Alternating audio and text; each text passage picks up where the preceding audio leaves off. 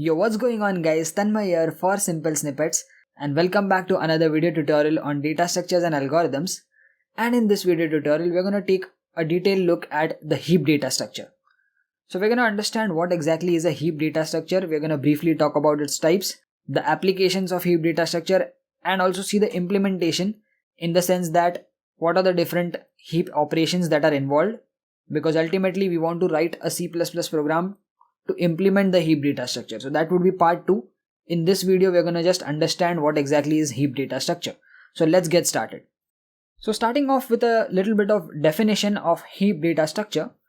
A heap is a special tree-based data structure. So it is a tree data structure, and we've talked quite a lot about tree data structures and different types and everything in this DSA course. So if you're new on this channel, please check out this playlist.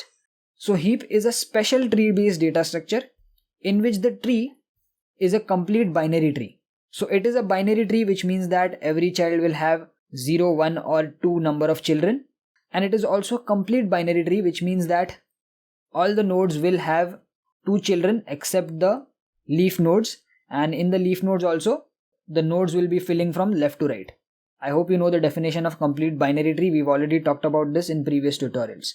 So this is the definition of a heap data structure, and it generally has 2 types, and depending upon those 2 types, it has those properties.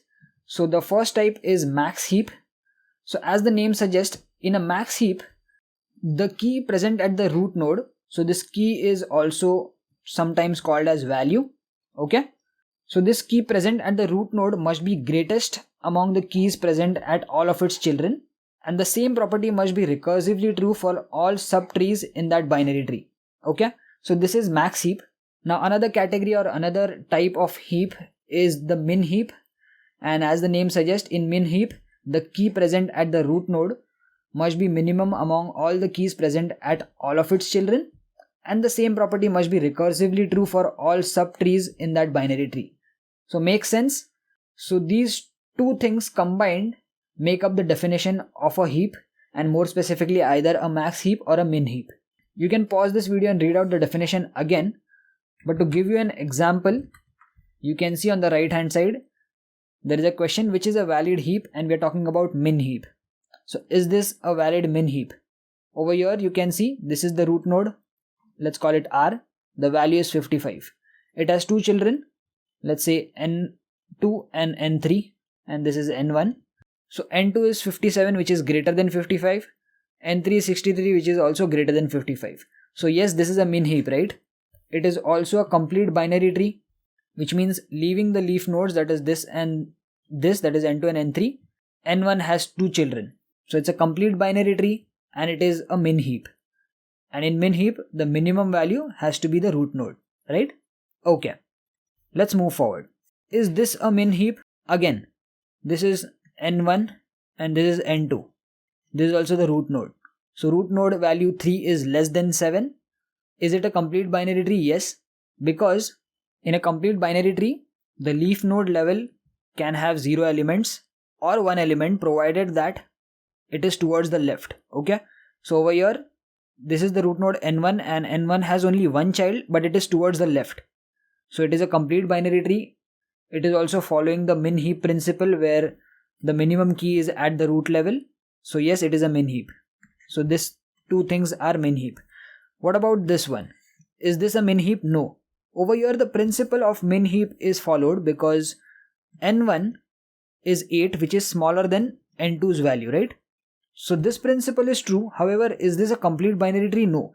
For it to be a complete binary tree, N2 should have been the left child. So N2 should be over here. And if this is the case, then this is a min heap, because then it becomes a complete binary tree as well. Okay, so both these principles need to be followed, and this brings us to this example. Over here, is this a min heap? All the principles of the min heap are followed, which means that for every node, the value at that node is smaller than its children. So 13 is smaller than 41 and 76. 76 is smaller than 81 and 98. 41 does not have any children, which means that this principle is true. However, is it a complete binary tree? No. If it were a complete binary tree, 81 and 98 should have been over here towards the leftmost side. So the lower level, if it is incomplete, it should be towards the leftmost side. Only then it can be called as a complete binary tree. Okay. Now same case, if you see this is a proper min heap because 16 is smaller than all of its children, 54 is smaller than all of its children, 67 and 87, and it is also complete binary tree because the last level, even though it is incomplete, it is towards the left. Okay, so I hope now you are able to distinguish which is a min heap and which is not. And the same scenario applies for max heap. So if I just change the values and give you a few examples, I hope you will be able to distinguish between a valid max heap and a regular binary tree. Okay, so this was a little bit of theory, but now if you're wondering where exactly is min heap and max heap applied, that is, where exactly is this heap data structure applied. So few of the applications listed down are: heap is applied in heap sort. As the name suggests, it should give you that hint. We still have to cover heap sort, but we will cover that later once we cover the implementation of heap data structure. If you're watching this video many days or weeks after it is published, then heap sort sorting algorithm might already be covered in this DSA playlist, so please check that out. Another place where heap data structure is applied is graph-based algorithms like Prim's minimal spanning tree algorithm or Dijkstra's shortest path algorithm. I don't know how to pronounce this, guys. Can someone tell me in the comments how do you pronounce this? Back in the college times, I used to call it DJ Shatras. I don't know, it's weird, but that's how we used to call it. And then moving on, heap is also used in priority queue, and then there are many other applications where heap data structure is used. Okay, so this was a little bit of theory, the different variants of heap, that is max heap and min heap, which we are going to cover, applications, and now the last part that is left out is implementation. When we talk about implementation, we need to know what are the standard operations, standard functions that are there in a heap data structure. So let's talk about that.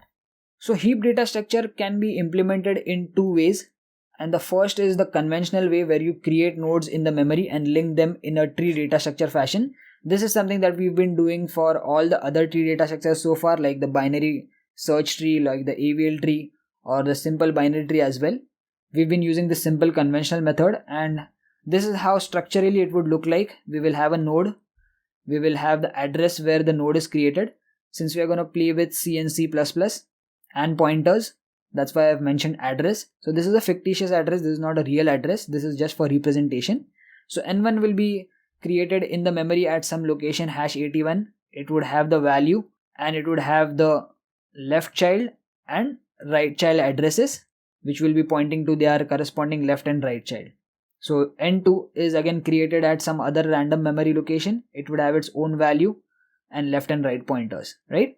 So this is a min heap created using the conventional way, that is the common way of creating tree in the memory.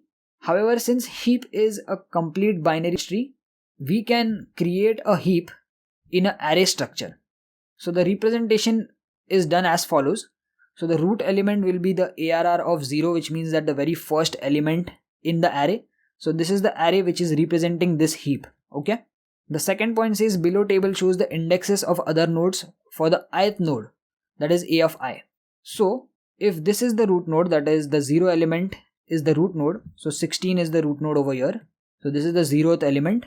You can see 54 is at 1 index, 19 is at index 2, 67 is at index 3, and 87 is at index 4.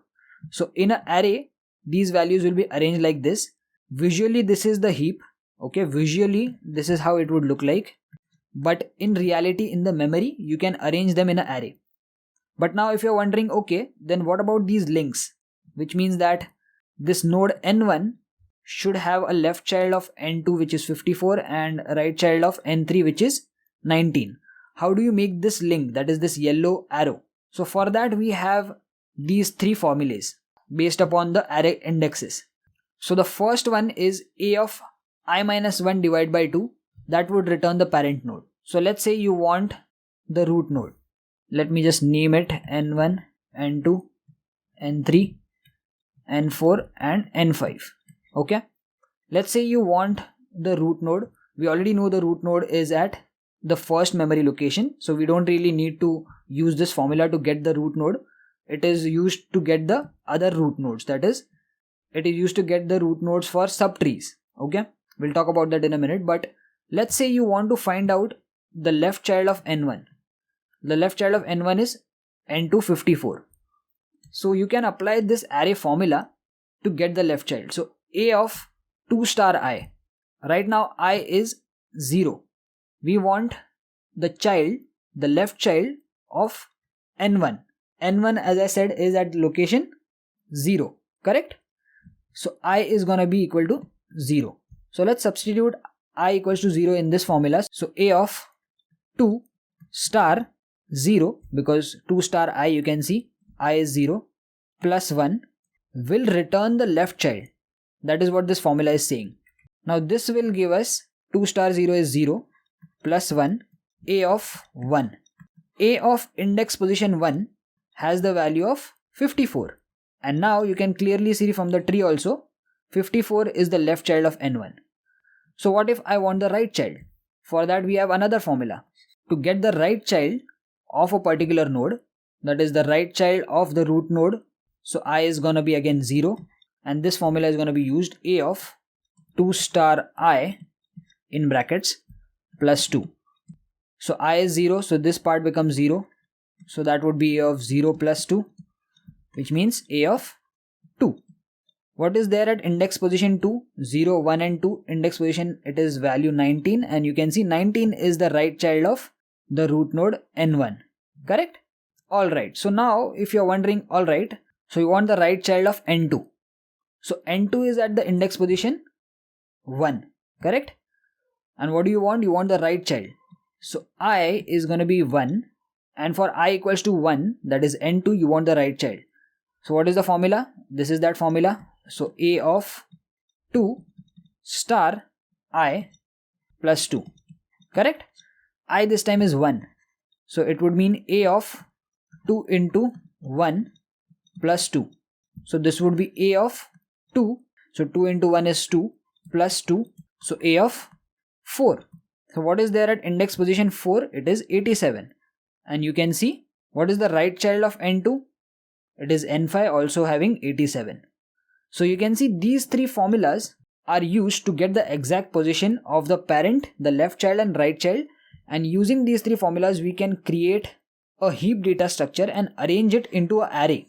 Okay, so we don't need to create this kind of structure using individual, objects which are created in the memory at different locations and then linking them using pointers.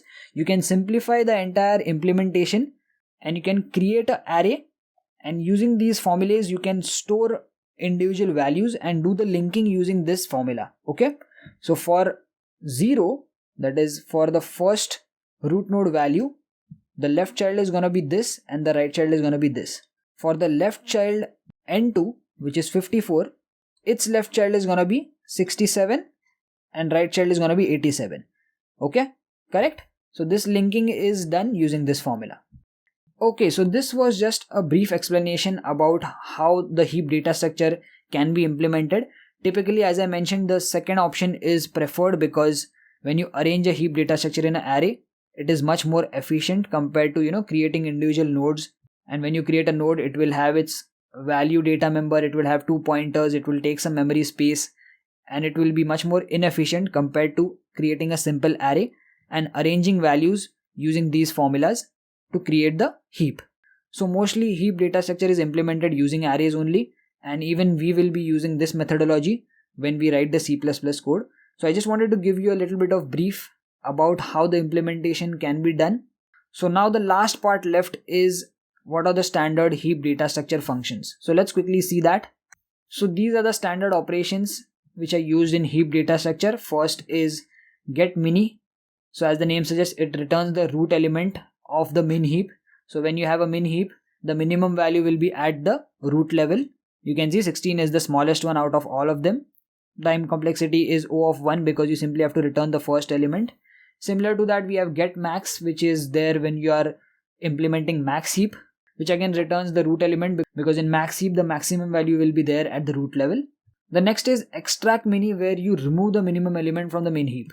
So extraction means completely removing this off, and when you remove it off, then you have to do the restructuring, which is where you have to call another function known as heapify, and that is very important. Heapify is nothing but a function, a process of creating a heap data structure, restructuring the entire data structure again from the binary tree, and it is used to restructure the entire data structure back again into its heap form. Okay, so when you remove this out, you need to figure out which element comes over here, right?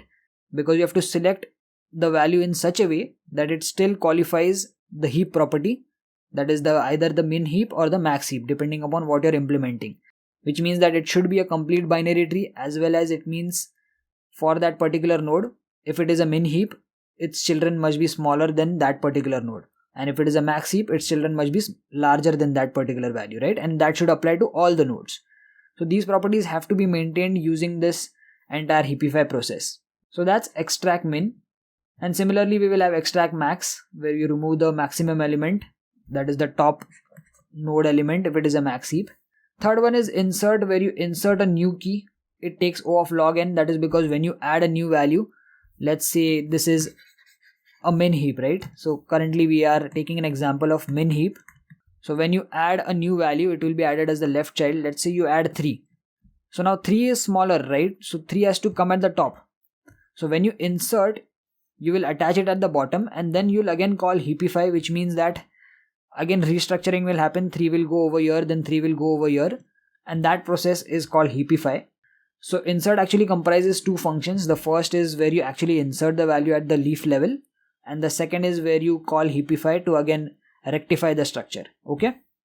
Now similarly, delete happens because when you delete a particular value, again you'll have to do the restructuring of the entire data structure so that it follows the proper heap principle, right? In the heap data structure, delete is a little different.